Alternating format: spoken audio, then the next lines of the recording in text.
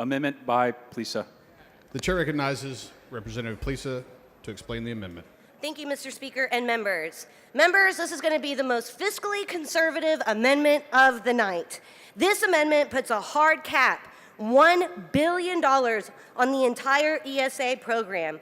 No blank checks, no runaway growth. Other states have let their voucher program spiral into billion-dollar boondoggles. Texas doesn't have to make the same mistake. Without a cap, this program could balloon year after year, eating into public school funding, healthcare, infrastructure, and more. Other states are a warning, not a roadmap. Arizona and Florida's voucher programs started small and exploded hundreds of millions of dollars over their estimated fiscal guardrails. Members, this amendment allows lawmakers to budget responsibly and plan ahead, ensuring the program stays streamlined, focused, and fair, not a runaway giveaway to private institution. With that, I move, okay. Mr. Wu, for what purpose? Mr. Speaker, would the lady yield Will the lady yield for questions? Yes, I'll Lady yield. yields. Rep. Plessa, Yes. this bill originally, at one point, had a hard cap in it, did it not? Absolutely. Yeah. And there's still members on the floor that believe that this bill is only $1 billion bill. But as we've heard from other members on this floor, this bill can be almost a $10 billion bill if we don't put caps on it. In fact, the fiscal note on this bill says while it's $1 billion for the first year, it will be $7 billion for the following biennium, correct? Absolutely. And that $7 billion is basically the same, almost the same amount of money that we just added to public education. And that's why I said this is one of the most fiscally conservative amendments of the evening. And that $7 billion will happen no matter the program does well or not, correct? Yeah, and that's why we need to put this hard cap. If we see that this program is a success, then we can put more money into it. But right now, this is essentially a pilot program.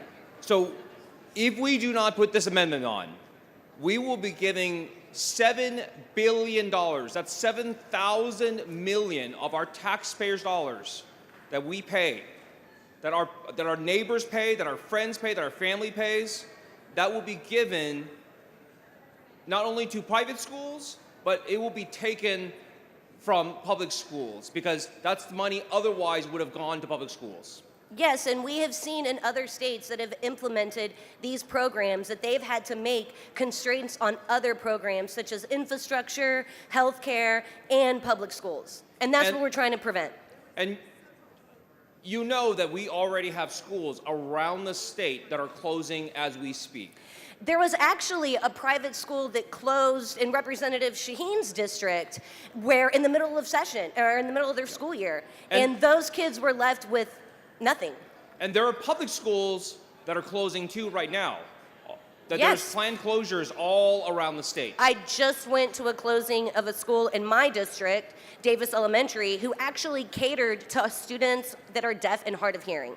And that's $7 billion per biennium. That could be used directly to keep your local schools open, would it not? Absolutely. And instead, we're going to give that to private schools, to the rich.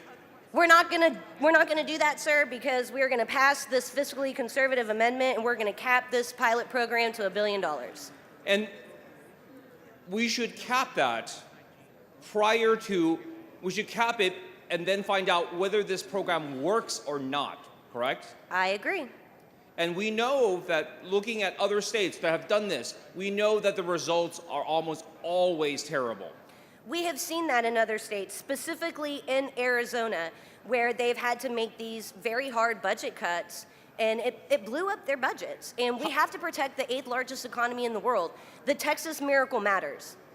And Arizona's budget, their voucher program was supposed to only be $500 million or something like that, right? Oh, it exceeded 300% of what it was supposed to be. And right now, it's basically sinking their entire state because they didn't put a cap in. Yeah, and that's why I said that other states are a warning, not a roadmap. Thank you very much. It's a good amendment. Thank you so much. I move adoption. Mr. Toth, for what purpose? Will the gentlelady yield for questions? Will the lady yield for questions?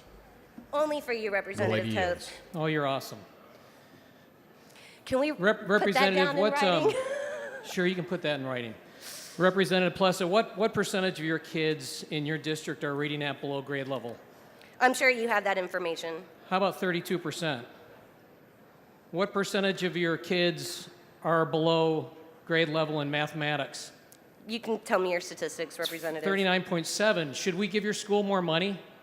Absolutely. My school districts actually give the state of Texas money. My school districts are one of the largest payer into recapture in this state. So I actually think that you should let my school districts keep their money. So with schools and with this system, the state of Florida went from being 33rd in the United States to number 1 in the United States in a 10-year period. Isn't that a good thing?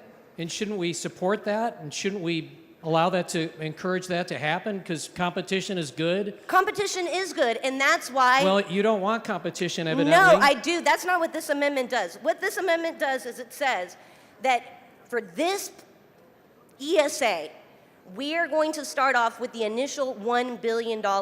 We are not going to allow it to balloon to $7 billion, $10 billion, What if more whatever. kids want it? What if more kids need it? What about kids that need it and there isn't an opportunity in their current public school? Now, one of the things we talked about with the last amendment was that it was discriminatory.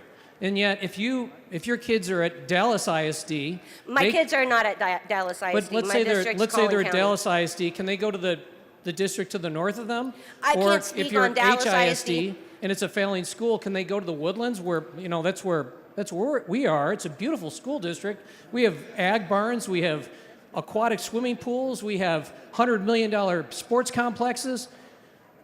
Sounds Can they really go- nice. You know what? Those things sound really nice. And I wish I could speak on Dallas ISD. I happen to only represent Plano, Allen, and Frisco ISDs.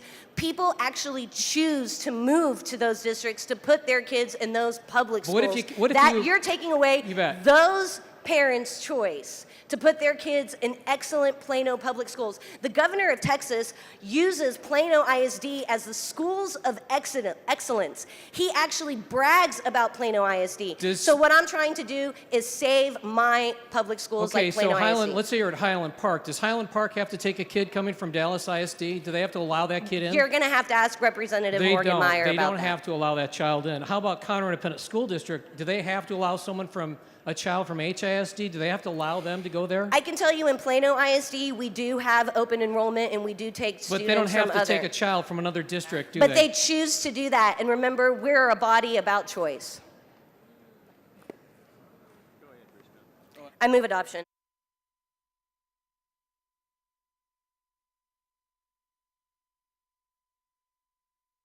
Chair recognizes Dr. Buckley to speak against the amendment. Mr. Speaker, members, I respectfully move to table. Please excuse Mr. Guerin because of important committee business on a motion of Dr. Bonin. Is there objection? The chair hears none, so ordered. The chair recognizes Ms. Plessa to close on the amendment. Mr. Speaker and members, once again, if this body is truly fiscally conservative, we are going to put guardrails on this $10 billion pilot program. So with that, I move adoption, members. Mr. Wu, Speaker. for what purpose? Would the lady yield for a few questions? Will the lady yield for questions? I will take one question, Chairman The Wu. lady yields for one question.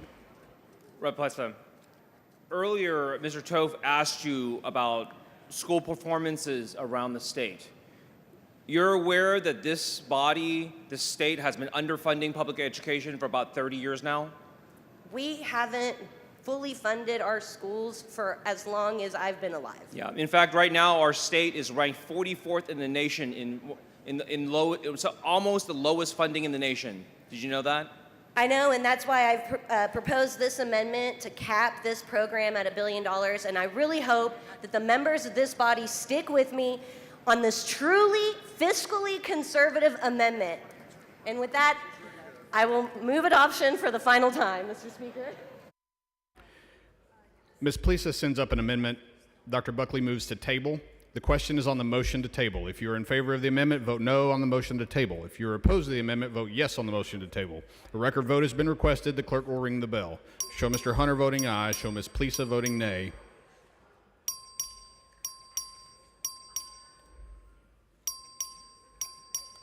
Have all voted? Have all voted? There being 85 ayes, 59 nays, the motion to table prevails.